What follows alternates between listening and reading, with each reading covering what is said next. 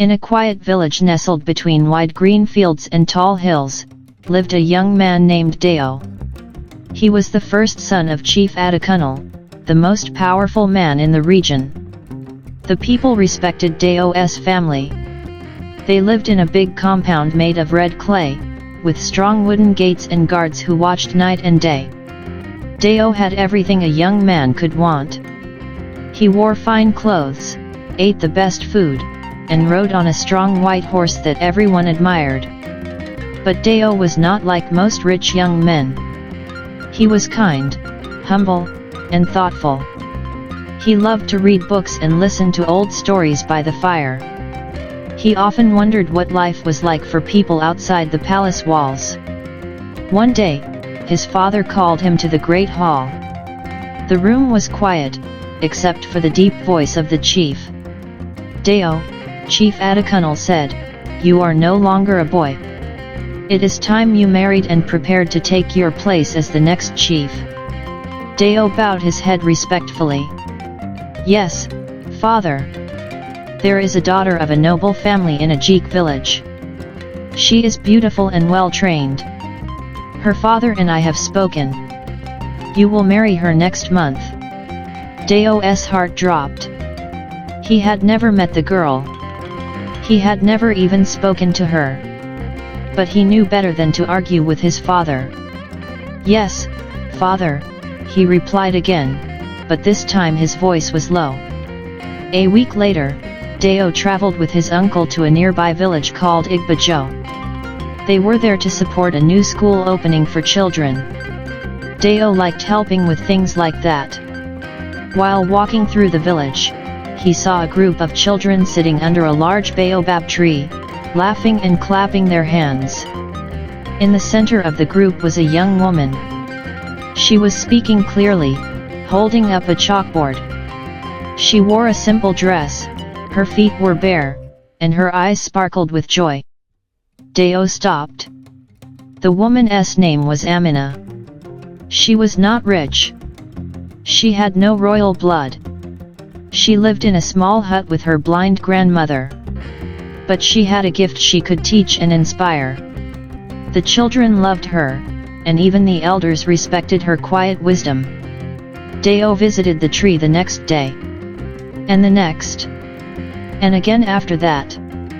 He brought books for the children and sometimes helped carry water.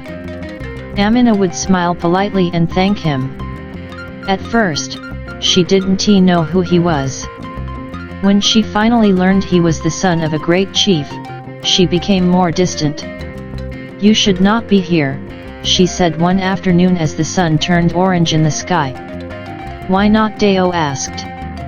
"Because you are not like us," she replied. "And your people will never accept me." "But I am not like them either," Deo said softly.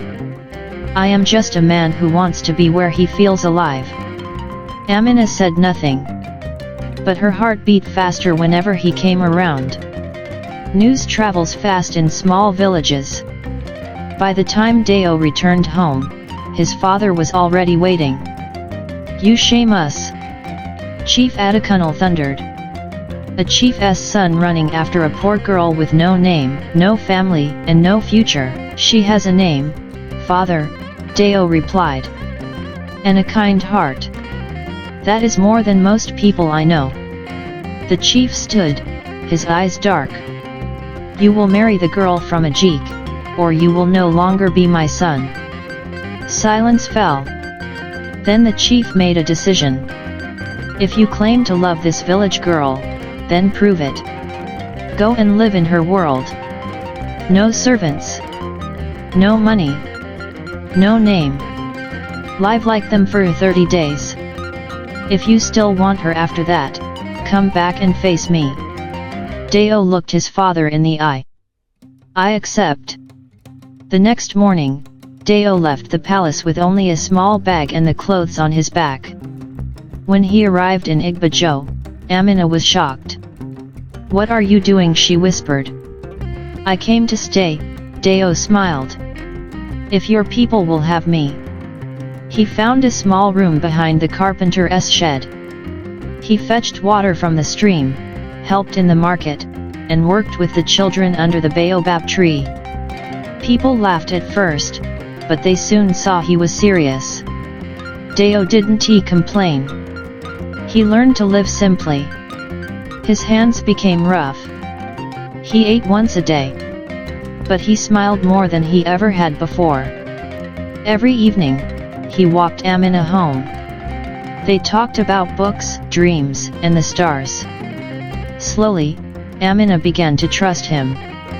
She showed him her grandmother's herbal garden and told him about her childhood. She spoke of pain, but also of hope.